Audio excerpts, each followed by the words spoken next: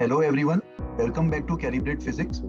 In this video, you all can continue solving 10 more questions of beginner's level from elasticity. So before moving on to the questions, let us have a look at this short but meaningful quote.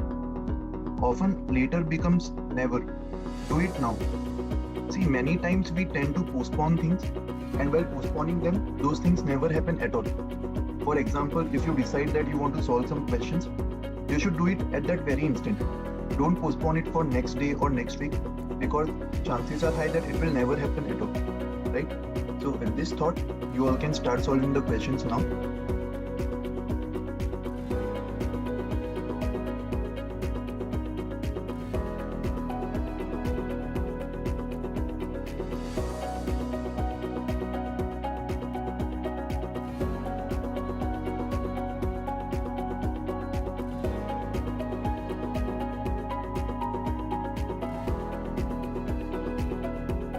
This is the answer key.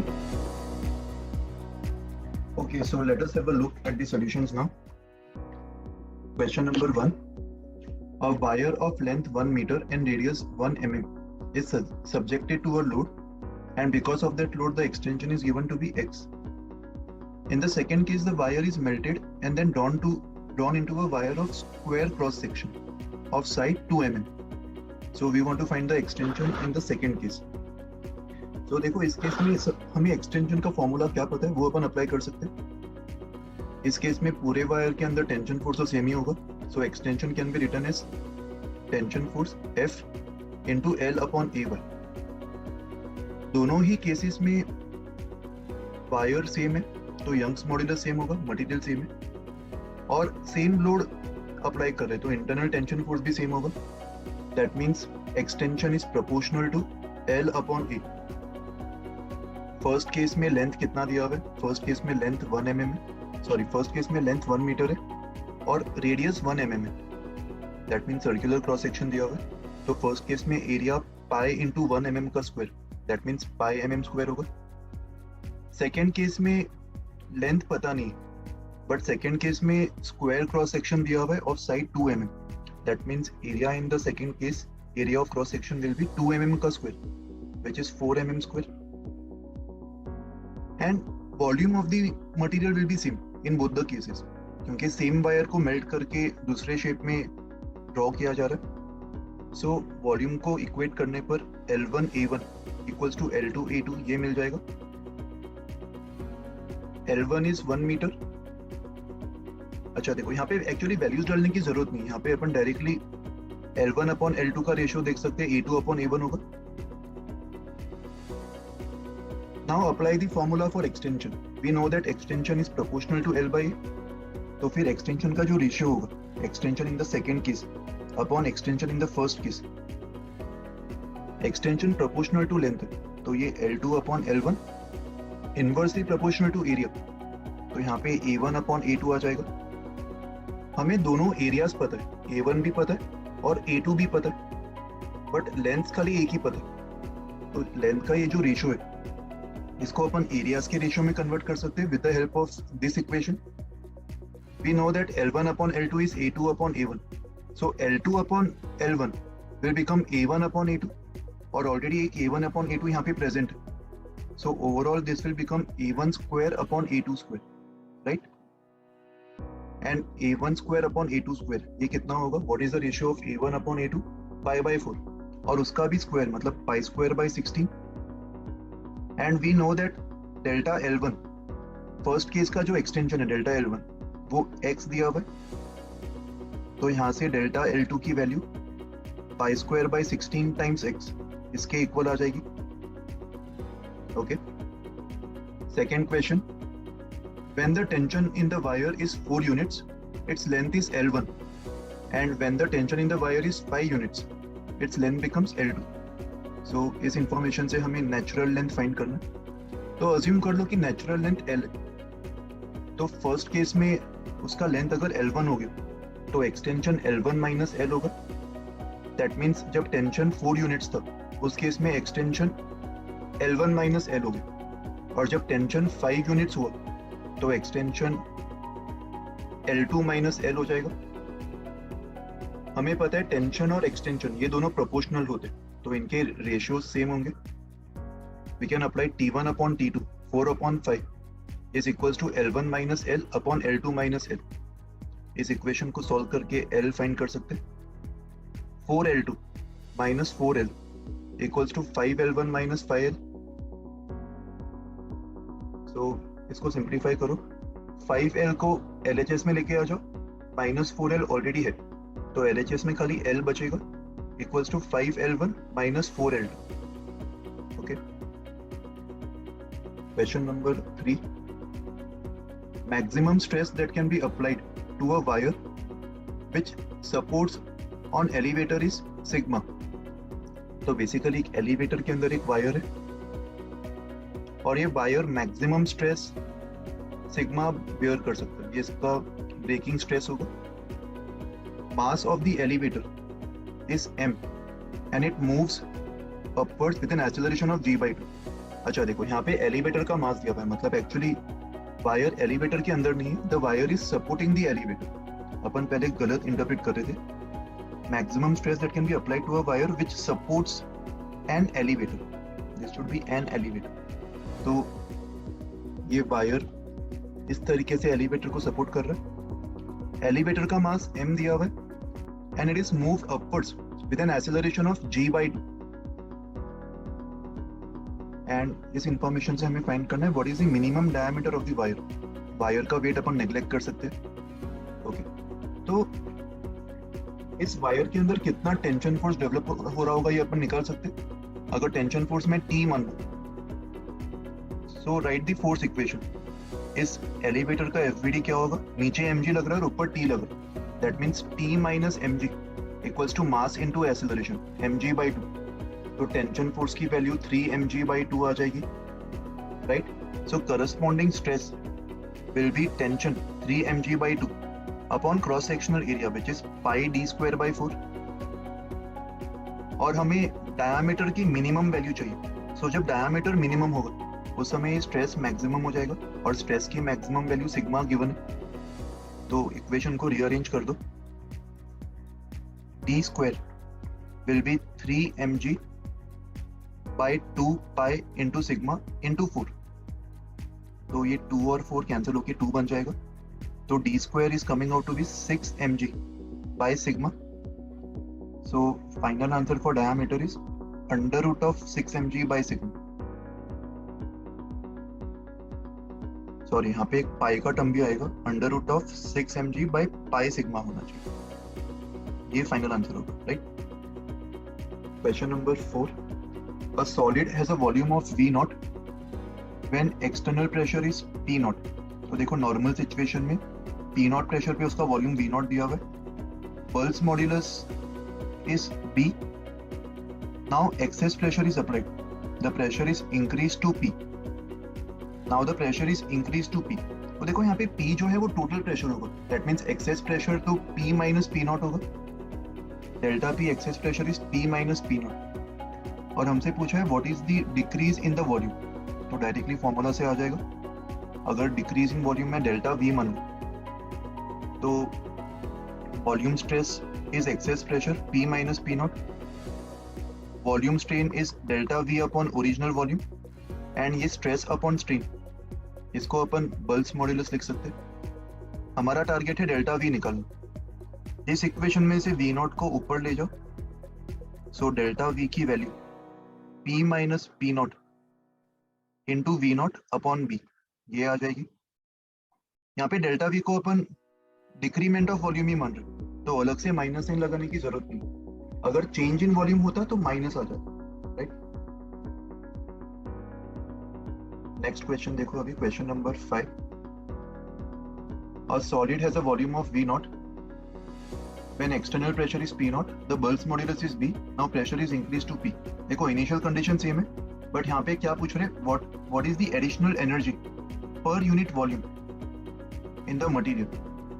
So energy per unit volume मतलब energy density की बात कर रहे हैं. और energy density का formula क्या देखा था अपन ने? Energy density is given by half into stress into strain. या फिर इसी को अपन स्ट्रेस का square by 2 times the corresponding modulus. इस केस में बल्स मॉड्यूलस आएगा, स्ट्रेस का square upon 2 times bulk's modulus, ये लिख सकते हैं।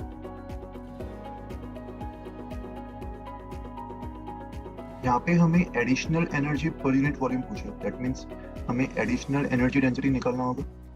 और एनर्जी डेंसिटी का जो जीरो रेफरेंस पॉइंट है वो हमेशा जीरो प्रेशर पे लिया जाता है। जब एक्सटर्नल प्रेशर जीरो होगा उस समय बॉडी के अंदर जीरो एनर्जी डेंसिटी स्टोर होगी, ये हम अज्यूम करते हैं। सो इनिशियली जब ऑलरेडी पी नॉट प्रेशर था, सो इनिशियल एनर्जी डेंसिटी को स्मॉल यू से रिप्रेजेंट कर लेते। Initial energy density will be P not square upon 2b, and final energy density when pressure is increased to P will become P square upon 2B। तो जो extra energy density create हो रहा है वो final minus initial, मतलब P square minus P not square upon 2B, ये हो जाएगा आंसर। ओके, क्वेश्चन नंबर 6 देखो अभी।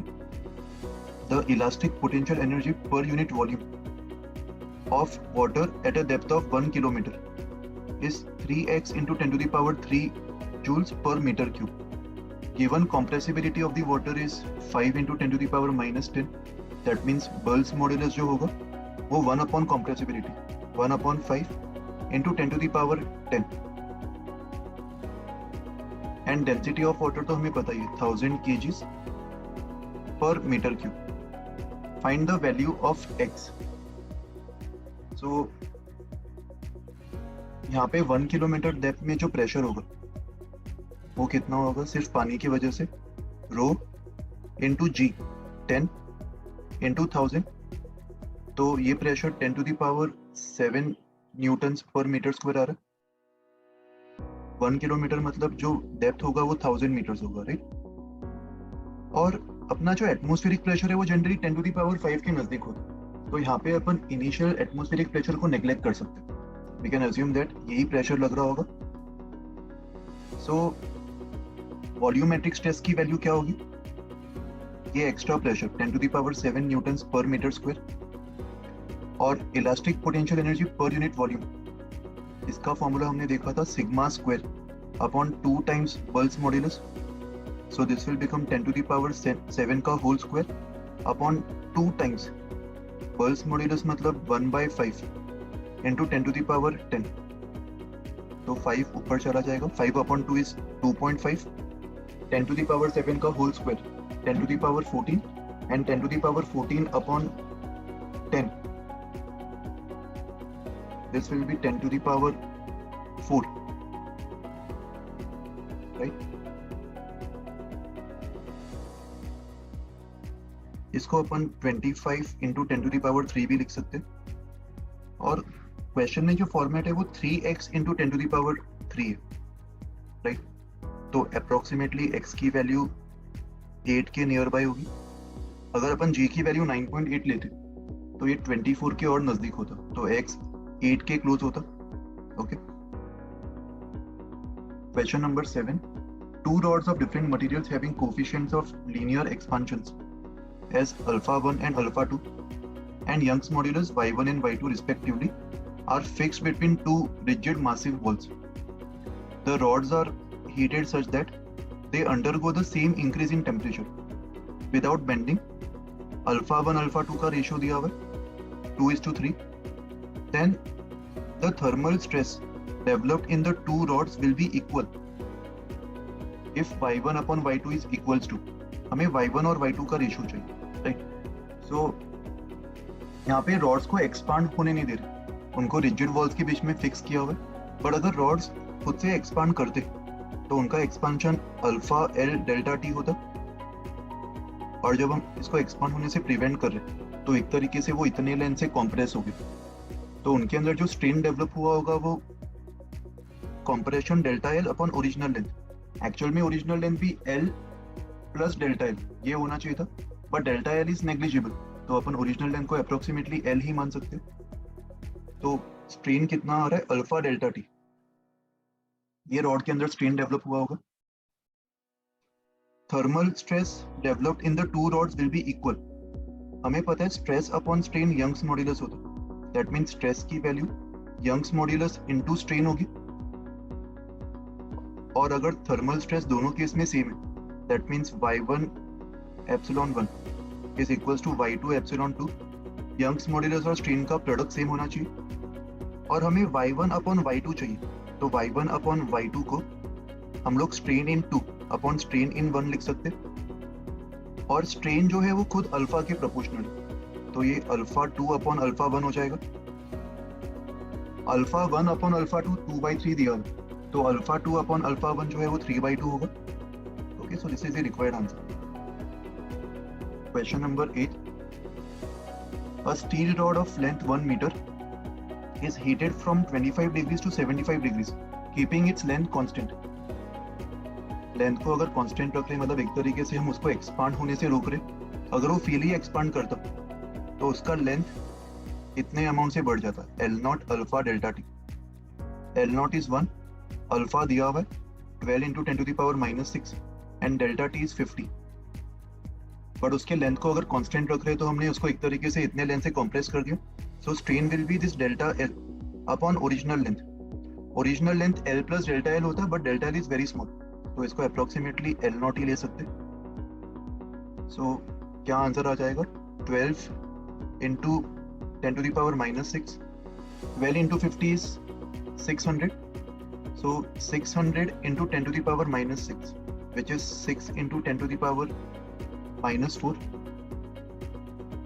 ओके, और क्योंकि ये कॉम्प्रेस हो रहा है, इसका लेंथ डिक्रीज हो रहा है, the nature of the strain is compressive, इसको अपन नेगेटिव साइन के साथ एक्सप्रेस कर सकते हैं, the negative sign implies that the nature is compressive. Okay, question number 9, a rod of length 1000 mm and coefficient of linear expansion alpha is given is placed symmetrically between fixed walls।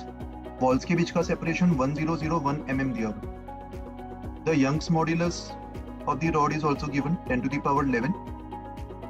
If the temperature is increased by 20 degrees, then the stress developed in the rod is how much। देखो अभी ये काफी interesting सवाल है। यहाँ पे temperature को 20 degree से जब हम बढ़ाते तो चेक करते कि रॉड का फ्री एक्सपांशन कितना होता, रॉड की टेंडेंसी कितना लेंथ बढ़ाने की होती। Delta L equals to original length 1000 into alpha 10 to the power -4 into delta T. Delta T कितना दिया हुआ है 20, so 1000 into 10 to the power -4 मतलब 10 टू द पावर -1 इंटू 20, तो 2 mm से इसका लेंथ बढ़ता, बट जो गैप है वो खाली 1 mm का, जो एक्स्ट्रा स्पेसिंग है वॉल्स और रॉड के बीच में वो 1 mm का, दैट मीन्स 1 mm तक तो वो एक्सपांड कर पाएगा, बट और एक्स्ट्रा 1 mm वो एक्सपांड नहीं कर पा रहा, मतलब ओरिजिनल टेंडेंसी उसकी 1000 से 1002 mm तक जाने की थी। नेचुरली वो हायर टेम्परेचर पे इस लेंथ पे अवेलेबल होता, but because of the given constraint वो खाली 1001 mm एक्वायर कर पा रहा। तो एक तरीके से यहाँ पे अपन रॉड को 1002 से 1001 कंप्रेस कर रहे, और ऐसा करते हुए उसका जो चेंज इन लेंथ है वो 1 mm होगा कंप्रेसिव, तो एक साथ में माइनस साइन भी डाल दो, राइट। सो करस्पॉन्डिंग स्ट्रेन कितना होगा, corresponding strain will B change in length upon original length. Ideally यहाँ पे ओरिजिनल लेंथ 1001 लेना चाहिए था, बट कैलकुलेशन वाइज अगर मैंने 1000 भी लिया तो भी फर्क नहीं पड़ेगा, right. So strain will come out to be -10 to the power -3, no units, और Young's modulus दिया हुआ है 10 to the power 11 Newton's per metre square. तो स्ट्रेस कितना होगा, stress upon strain Young's modulus होता है, तो स्ट्रेस को अपन Young's modulus into strain 10 to the power 11 into 10 to the power -3 मतलब 10 to the power 8, माइनस मतलब compressive, so we can express that stress is 10 to the power 8 newtons per meter square and compressive in nature, right? And finally question number 10, a block of mass m produces an extension of 9 centimeters in an elastic spring of length 60 centimeters when it is hung by it and in equilibrium। The spring is cut। देखो पहले condition से अपन spring constant निकाल सकते हैं, block of mass m, तो उसका जो wait है वो mg होगा, तो mg जो है वो उसके अंदर टेंशन होगा स्प्रिंग के अंदर। एक्सटेंशन 9 सेंटीमीटर्स दिया हुआ है और स्प्रिंग का natural length 60 centimeters given. The spring is cut into two parts of 30 centimeters and 30 centimeters. The same block hangs in equilibrium with the help of these two parts in parallel. So इस case में extension क्या होगा, ये हमें पूछा जा रहा है. तो देखो फर्स्ट केस में अगर अपन स्प्रिंग कांस्टेंट K मान ले, सो K into extension K into delta L, इसको K1 मान लेते हैं. फर्स्ट केस में जो स्प्रिंग कांस्टेंट है इसको K1 मान लो. सो K1 इंटू डेल्टा L1 ये mg को बैलेंस करेगा. एंड सेकेंड केस में भी K2, और सेकेंड केस में अगर मैं एक्सटेंशन डेल्टा L2 मान लूं वो भी mg को बैलेंस करेगा. तो सेकेंड केस में सिचुएशन क्या है, ये जो स्प्रिंग है, स्प्रिंग का लेंथ L, और फर्स्ट केस में स्प्रिंग का स्प्रिंग कांस्टेंट मैंने K1 माना था. इस स्प्रिंग को जब मैं दो इक्वल पार्ट्स में कट कर रहा हूं तो इन दोनों के जो लेंथ है वो L/2 हो जाएंगे. तो इन दोनों पार्ट्स के जो स्प्रिंग कांस्टेंट है वो कितने होंगे, हमें पता है कि स्प्रिंग कांस्टेंट AY/L होता है. That means spring constant is inversely proportional to length. तो अगर लेंथ हाफ हो गया तो स्प्रिंग कांस्टेंट्स डबल हो जाएंगे. और इन दोनों ही स्प्रिंग्स को अभी अपन पैरेलली कनेक्ट कर रहे हैं इस तरीके से. पहले तो एक सिंगल स्प्रिंग को कनेक्ट किया था L लेंथ के, और अभी L/2 लेंथ के दो स्प्रिंग्स को पैरेलली कनेक्ट कर. और इन दोनों स्प्रिंग्स का स्प्रिंग कांस्टेंट 2K1 है. और हमें पता है कि पैरेलल कनेक्शन में K equivalent in the second case will be K1 plus K2. तो सेकेंड केस में इक्विवेलेंट स्प्रिंग कांस्टेंट 4K1 हो जाएगा, राइट. दैट मींस इन दोनों इक्वेशन से हम लिख पा रहे K1 delta L1 is K2 delta L2. And second case में K2 जो है वो 4K1 हो गया. So we can see that second case का जो एक्सटेंशन है वो फर्स्ट केस के एक्सटेंशन का 1/4 होगा. फर्स्ट केस में एक्सटेंशन कितना हो रहा था, 9 सेंटीमीटर. तो सेकेंड केस में जो एक्सटेंशन है वो 9/4 होना चाहिए, राइट. बट देखो सवाल को किस तरीके से पूछा हुआ है, the extension in this case is β/4. Find the value of beta. तो बीटा की वैल्यू तो 9 आ जाएगी. Okay, so this completes our discussion for question set 4. So guys, please subscribe to my channel Calibrate Physics.